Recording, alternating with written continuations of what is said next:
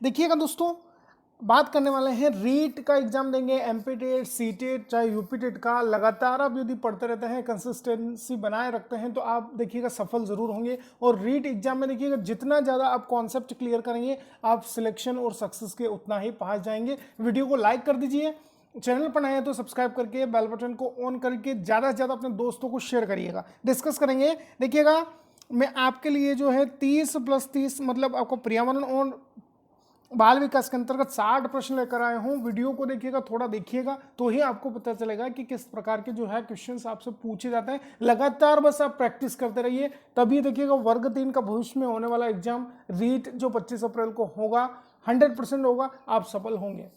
पहला प्रश्न आपके लिए है, नाचना, लिखना, ड्राइविंग आदि कुछ उदाहरण है, बताइएगा। जैसे कोई नाच रहा है, लिख रहा है, ड्राइविंग कर रहा है, तो ये किस प्रकार का उदाहरण होगा? जल्दी से कमेंट बॉक्स में आंसर करिए। तो शारीरिक विकास, गतिक विकास, सामाजिक विकास या भावनात्मक विकास? तो देखिएगा, नाचना, इसके बाद लिखना, ड्राइविंग करना, ये जो है गतिक विकास के उदाहरण होंगे। बी ऑप्शन सही कर रहे हैं, अच्छा है, बिल्कुल तैयारी आपकी। चलिएगा, नेक्स्ट क्वेश्चन है, युवा बच्चों में सीखने की प्रक्रिया में अभिभावक एक भूमिका निभाते हैं। तो देखिएगा, युवा बच्चों को जब भी आप सिखाएं तो माता पिता बिल्कुल अग्र सक्रिय भूमिका निभाएंगे, मतलब पहले से रेडी रहे। जो भी बच्चा आपका एक्टिविटी करे उसमें लीन रहेंगे माता पिता। ऐसे समझ में, मतलब बच्चे को अग्रोन्मुखी जो है रूप में आपका माता पिता तैयार होंगे और उन बच्चों को आपका सिखाएंगे। चलिएगा, नेक्स्ट क्वेश्चन है, निम्नलिखित में से किस मनोवैज्ञानिक ने सामाजिक सांस्कृतिक सिद्धांत का प्रतिपादन किया है? जल्दी से बताइए, किसी का गलत नहीं होना चाहिए। तो सामाजिक सांस्कृतिक सिद्धांत का प्रतिपादन जो है वाइगोत्स्की ने किया है। यहां पर एक वर्ड आया है, समझ लीजिएगा, जब भी सामाजिक वर्ड आए वाइगोत्स्की आप देखिएगा बिना सोचे समझे टिक कर सकते हैं। समझना तो है, पढ़ना भी है आपको, लेकिन यह टैग है कि सामाजिक जब भी वर्ड आए वाइगोत्स्की, और भाषा विचार या भाषा विकास संबंधित हो तो चॉम्स्की। दोनों ही मैंने क्लियर करवा दिया आपको। चलिएगा, नेक्स्ट क्वेश्चन पर चलते हैं।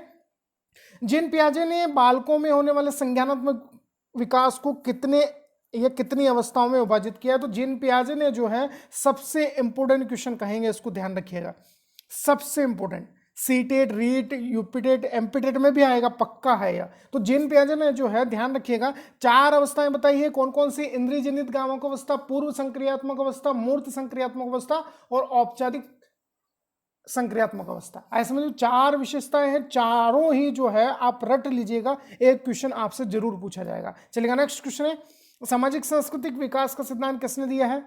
फिर आपका रिपीट हुआ है क्वेश्चन, जाएंगे वाइगोत्स्की के लिए। ऐसे समझ में, ऊपर थोड़ा घुमा दिया था, नीचे आपका सेम टू सेम मिल गया है। कॉन्सेप्ट क्लियर कर रखिए आप। चलिएगा, नेक्स्ट है, सीसीई का पूर्ण रूप क्या है? तो सीसीई का फुल फॉर्म है सतत एवं व्यापक मूल्यांकन, मतलब कॉन्टिन्यूअस एंड कॉम्प्रहेंसिव एवोल्यूशन। याद रखिएगा, कभी आ सकता है, 1 नंबर आपको फंसाने के लिए काट भी सकते हैं। चलेगा, नेक्स्ट, स्कूलों में बाल केंद्रित शिक्षा का उद्देश्य क्या होना चाहिए? चाइल्ड सेंटर जो एजुकेशन है उसका आपका उद्देश्य क्या है, क्या पर्पज है, क्यों आपका यह लागू की गई है? तो देखिएगा, जल्दी से पढ़ लीजिए ऑप्शन चारों। तो देखिएगा, विद्यार्थियों को व्यवहारिक जीवन के लिए तैयार करने के लिए बाल केंद्रित शिक्षा का जो है आपका प्रस्ताव रखा गया है। यह चाइल्ड सेंटर्ड एजुकेशन सिस्टम आपका तैयार किया गया है कि बच्चा जो है भावी जीवन के लिए तैयार हो। आइए समझ में, वो अपने व्यवहार में जो है शिक्षा को आपका लागू करे। डी ऑप्शन टिक कर लिया। चलेगा, नेक्स्ट क्वेश्चन है, निम्नलिखित में से कौन सा प्रश्न पूरक प्रकार का प्रश्न है? जल्दी से बताइए। तो देखिएगा, आपका निबंधात्मक है, लघुत्तरी है, अति लघुत्तरी है, या आपका उपरोक्त सभी के लिए जाएंगे। तो देखिएगा, पूरक प्रश्न या पूरक प्रकार के प्रश्न क्या होते हैं कि इनमें बच्चों को आपका सोचना पड़ता है। आइए समझ में, निबंधात्मक, लघुत्तरी, अति लघुत्तरी, यदि आपके कॉन्सेप्ट क्लियर नहीं होंगे तो इन प्रश्नों को जो है आप हल नहीं कर सकते हैं। तो बिल्कुल जो है ऑप्शन यहाँ पर अपना डी जाएंगे, बहुत अच्छा क्वेश्चन है। चलिए, नेक्स्ट क्वेश्चन आपके लिए है, मानव विकास में वंशानुक्रम और वातावरण की भूमिका के संबंध में कौन सा कथन सही है? बताइएगा जल्दी से। तो देखिएगा, यहां पर जो है वंशानुक्रम और वातावरण जो है, ध्यान रखिएगा, एक दूसरे से संबंध रखता है। पहली बात तो ये, तो यहां पर जो है दिया है कि वंशानुक्रम और वातावरण के सापेक्षिक प्रभाव विकास के विभिन्न क्षेत्रों में भिन्न भिन्न होते हैं। बिल्कुल, वंशानुक्रम और वातावरण देखिएगा, बच्चा जब गर्भावस्था में होता है तब से मृत्यु तक जो वंशानुक्रम है या वातावरण है बच्चे को इनडायरेक्ट और डायरेक्ट रूप से प्रभावित करता रहता है, ये ध्यान रखिएगा। चलिए, नेक्स्ट क्वेश्चन है, निम्न में से कौन सी आकृति पियाजे के अनुसार विकास के सिद्धांत को दर्शा रही है, बताइएगा। ये पूरी आकृति दी है आपका।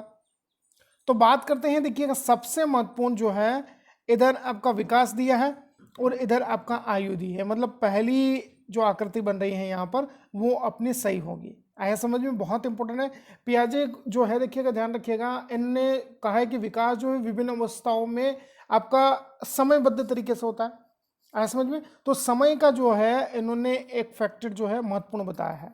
आया समझ में, विकास जैसे जैसे होगा, विभिन्न अवस्थाएं जैसे जैसे आगे बढ़ेगी, जो आयु है वह भी आपका बढ़ती जाएगी। विकास होगा तो आयु से संबंध जरूर होगा, जैसे जैसे आयु बढ़ेगी विकास आपका होता जाएगा। नेक्स्ट प्रश्न देखेंगे, निम्न में से कौन सा चरित्र निर्माण में सहायक है, बताइएगा।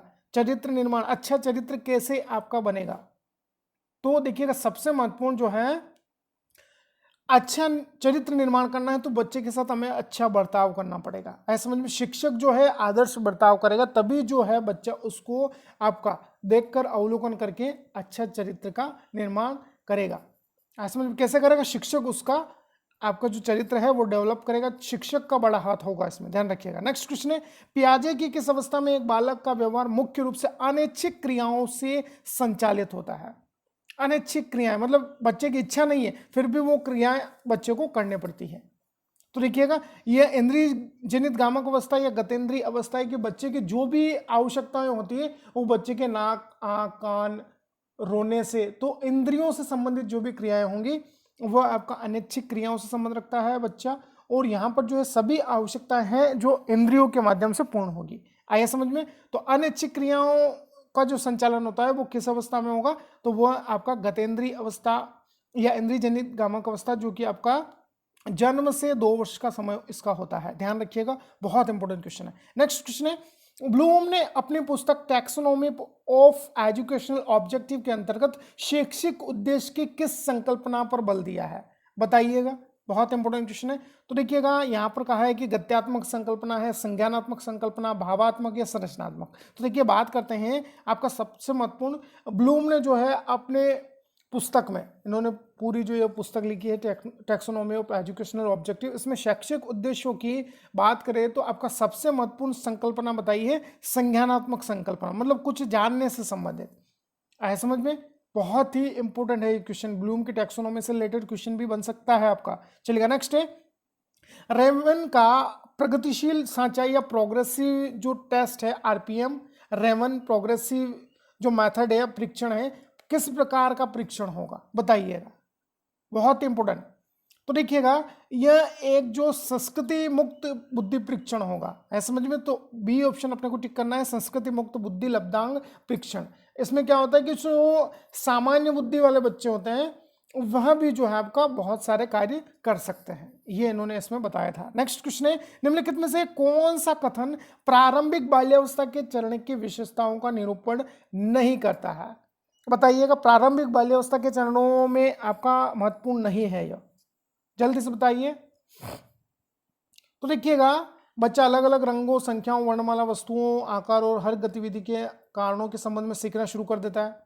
बच्चा विभिन्न गतिक कौशलों में दक्षता प्राप्त करना शुरू करता है। बच्चा अपनी वास्तविक क्षमताओं को पहचानने लगता है, या बच्चा कार्य करने के लिए संज्ञानात्मक क्षमताएं विकसित करना शुरू कर देता है। तो देखिएगा, कौन सी जो है यहाँ पर कहा है कि बाल्यावस्था के चरणों का निरूपण नहीं करता है। तो देखिएगा, बच्चा कार्य करने के लिए संज्ञानात्मक क्षमताएं विकसित करना शुरू करता है। तो देखिएगा, शुरू तो वो पहले ही कर चुका होता है। आया समझ में, वह बच्चा जो है देखिएगा जब माता के गर्भ में रहता है तब भी कुछ ना कुछ सीखता रहता है। तो कार्य करने के लिए संज्ञानात्मक क्षमताएं जो है पहले ही आपका विकसित हो चुकी है, ध्यान रखिएगा। तो यहाँ पर जो है कौन सा नहीं है, तो डी ऑप्शन जो है अपने को टिक कर लेना। चलिएगा नेक्स्ट क्वेश्चन है, निम्नलिखित में से कौन सा कथन शिक्षार्थियों में रचनात्मकता को पोषित करेगा, बताइएगा। क्रिएटिविटी से रिलेटेड क्वेश्चन जरूर बनेगा।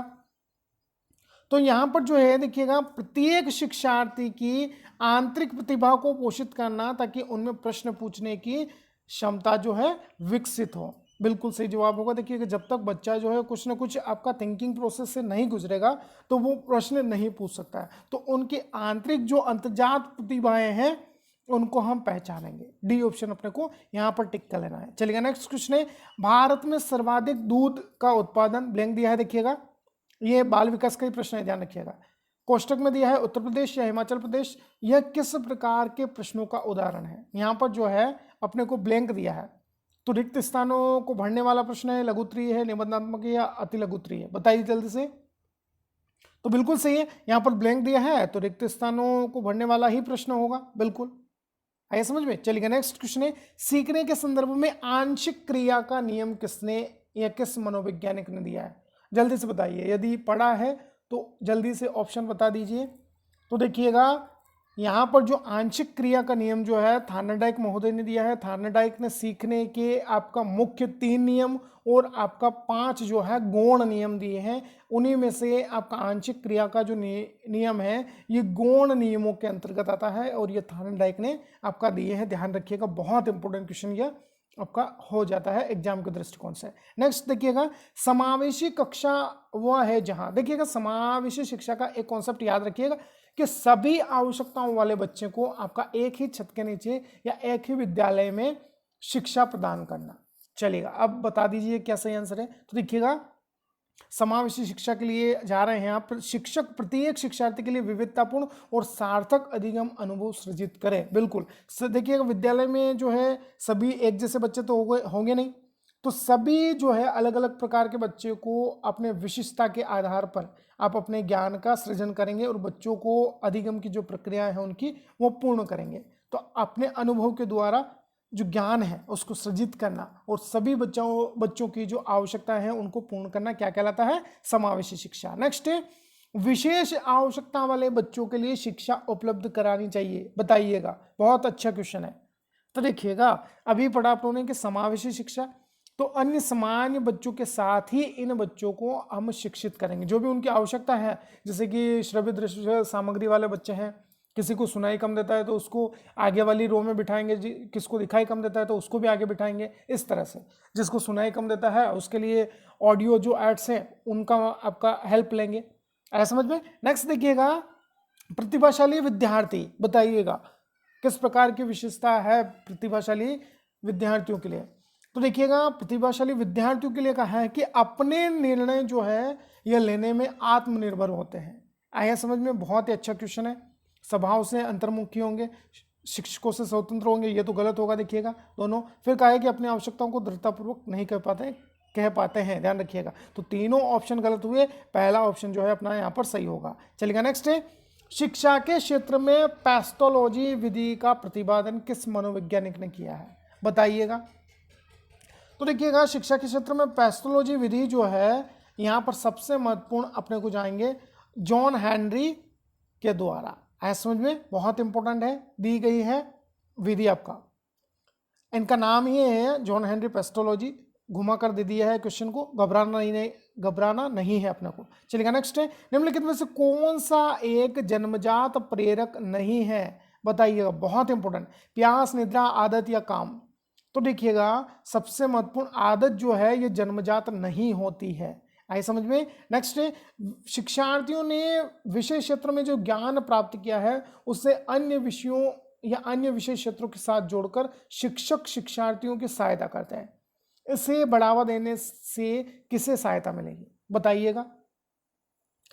तो देखिएगा एक विषय जो है दूसरे विषय से संबंधित है यहाँ पर, तो सबसे महत्वपूर्ण है कि यहाँ पर हम बल देंगे शिक्षार्थियों की स्वायत्ता पर या उनकी स्वतंत्रता पर।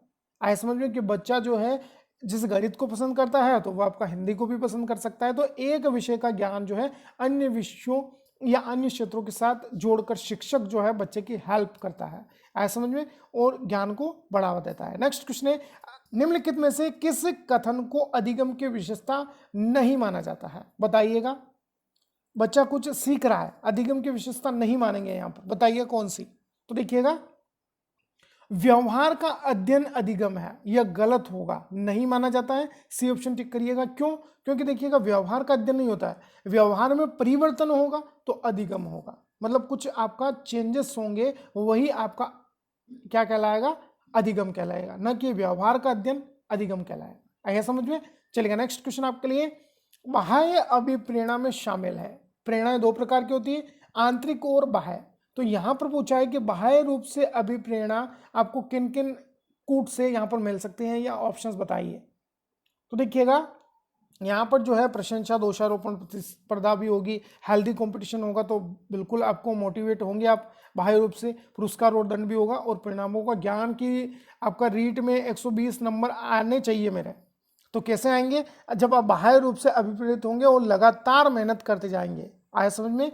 तो यहाँ पर जो है अपना ऑप्शन जो है पहला, दूसरा, तीसरा, चौथा, मतलब अपने को डी ऑप्शन टिक कर लेना है। चलिएगा, नेक्स्ट क्वेश्चन है, निम्नलिखित में से कौन सा तत्व बच्चों की सक्रिय व्यस्तता को सुनिश्चित करता है? मतलब कि बच्चे जो है एक्टिव होकर व्यस्त हैं किसी काम को करने में, या एक्टिव है। तो बच्चों द्वारा प्रश्न पूछना, वाद विवाद प्रतियोगिता में भाग लेना, व्यवहारिक प्रयोग एवं चिंतन करना, ये सभी तो देखिएगा यहाँ पर बच्चे को कहा है कि बच्चा देखिएगा सक्रिय रूप से व्यस्त है। मतलब देखिएगा बच्चे द्वारा प्रश्न भी पूछे जा रहे हैं, वाद विवाद में भाग भी ले रहा है बच्चा, व्यवहारिक प्रयोग एवं चिंतन भी कर रहा है, मतलब सभी के लिए जाएंगे, डी ऑप्शन टिक करिएगा। नेक्स्ट क्वेश्चन है, निम्नलिखित में से कौन सा कथन अधिगम के संबंध में सही है? बताइएगा, जल्दी से ऑप्शन पढ़िए।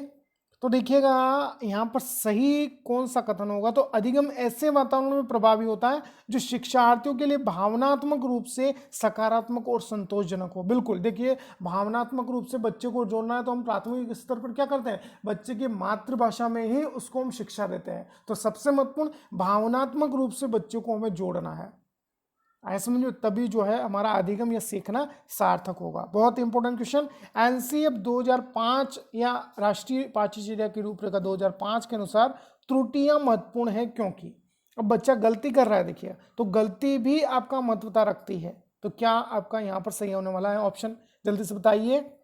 तो देखिएगा गलतियां जो है बच्चे की सोच में एक अंतर्दृष्टि प्रदान करती है और समाधानों को पहचानने में मदद करती है कि बिल्कुल बच्चे ने कहाँ गलती की है, और बच्चा स्वयं वहाँ पर आपका एनालिसिस करता है कि मेरी ये गलतियां हैं और मैं किस प्रकार से इन गलतियों से जो है सीखूंगा। ऐसे में और शिक्षक को भी पता चलता है कि बच्चा कहाँ पर आपका कमजोर है। तो गलतियां जो है एनसीएफ 2005 के अनुसार महत्वपूर्ण मानी गई है, बी ऑप्शन टिक करिएगा। चलिएगा, नेक्स्ट है, मनोविज्ञान का अर्थ क्या है? बहुत ही इजी क्वेश्चन और बहुत इंपॉर्टेंट क्वेश्चन। तो देखिएगा मनोविज्ञान जो है, आधुनिक मनोविज्ञान जो है व्यवहार का अध्ययन कहलाता है, लेकिन मनोविज्ञान साइकोलॉजी जो है यह आपका आत्मा का अध्ययन कहलाता है। साइकी धन लोगस, साइकी का अर्थ होता है आत्मा और लोगस का अर्थ होता है अध्ययन करना। तो मनोविज्ञान का अर्थ मन का विज्ञान नहीं होगा, आत्मा का अध्ययन होगा, ध्यान रखिएगा। चलेगा, नेक्स्ट अपना पर्यावरण का सेशन देखते हैं। यह गदसीसर जो है, गदसीसर जो है, ध्यान रखिएगा, गदसीर होगा यह जो है जैसलमेर के अंतर्गत एक प्लेस है। रीट के लिए बहुत अच्छा क्वेश्चन है, जल्दी से ऑप्शन पढ़ लीजिए, क्या सही आंसर होगा अपना। तो देखिएगा जैसा मैंने बताया आपको, गदसीर जो है जैसलमेर के अंतर्गत पड़ता है।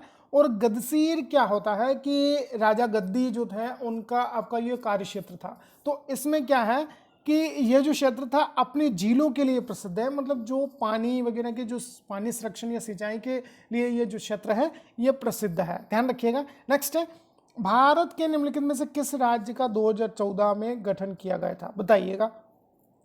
तो 2014 में जो आपका स्टेट बना है वो तेलंगाना बनेगा, पहला ऑप्शन टिक करिएगा। पर्यावरण अध्ययन की अंत विषयी प्रकृति पर्यावरणीय मुद्दों को ब्लैंक दिया है द्वारा संबोधित करती है, बताइएगा। तो विज्ञान और सामाजिक विज्ञान की विषय वस्तु, मतलब आपका यह कि अंत विषय प्रकृति है कि पर्यावरण भी जो है दूसरे सब्जेक्ट को आपका कोरिलेट करता है, अंत संबंधित है एक दूसरे से।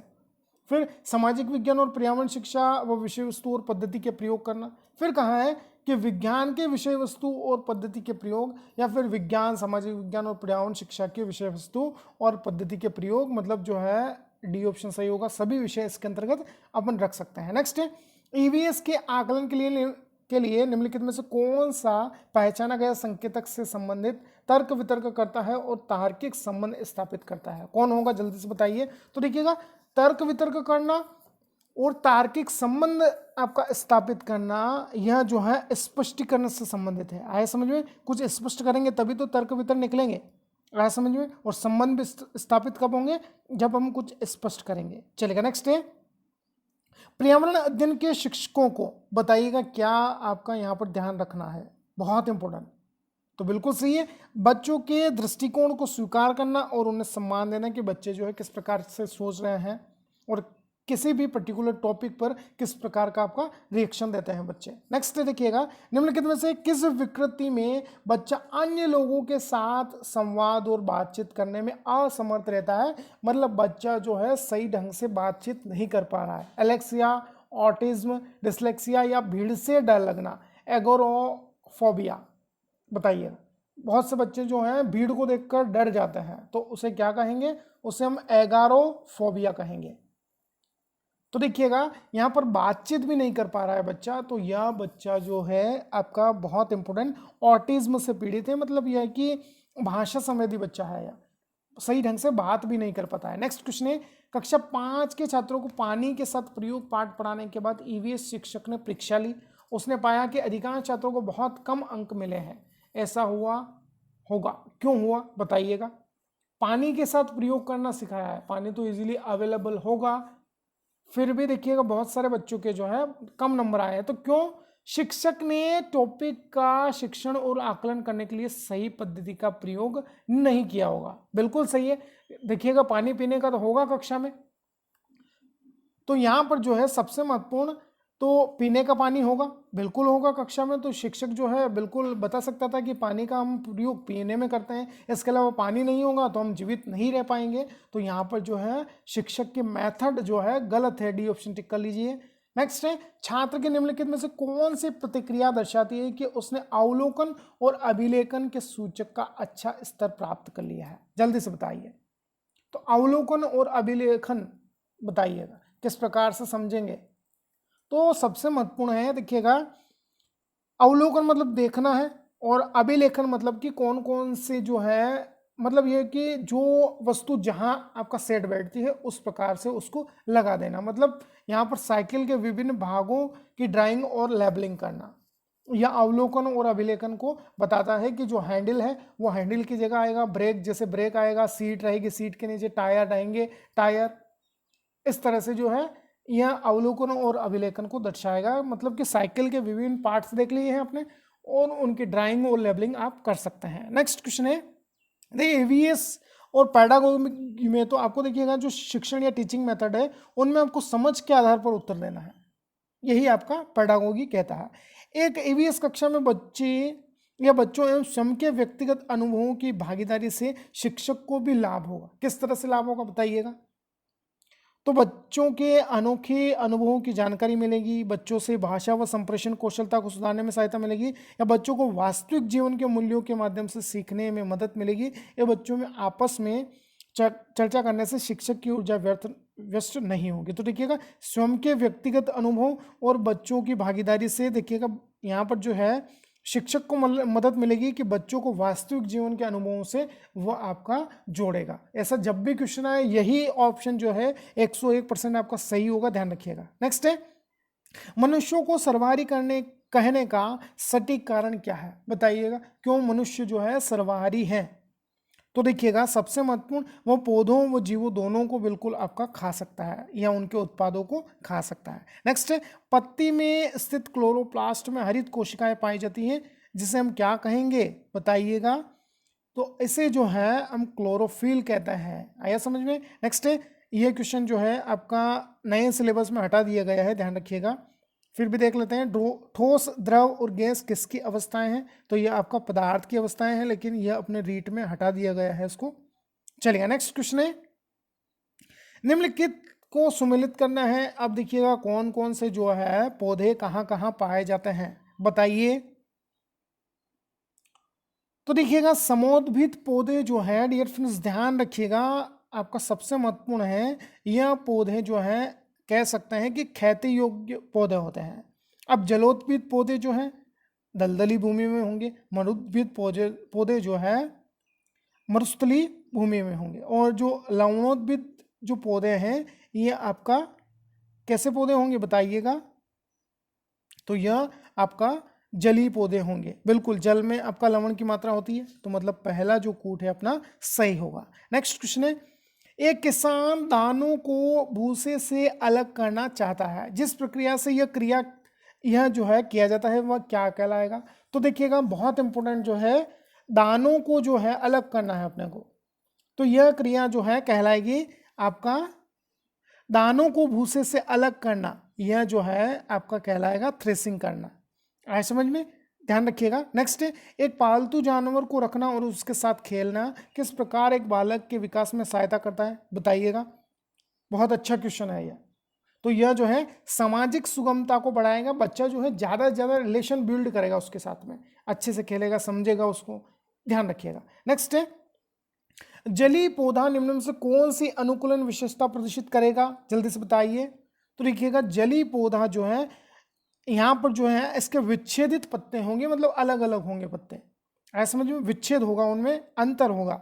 चलिएगा नेक्स्ट क्वेश्चन है, भोजन पकाने अथवा बनाने की कौन सी विधि सबसे अच्छी है, बताइए। तो देखिएगा, सबसे महत्वपूर्ण, सब्जियों को जो है पकाने से पूर्व अच्छी तरह से धोना और फिर काटना, बहुत अच्छे।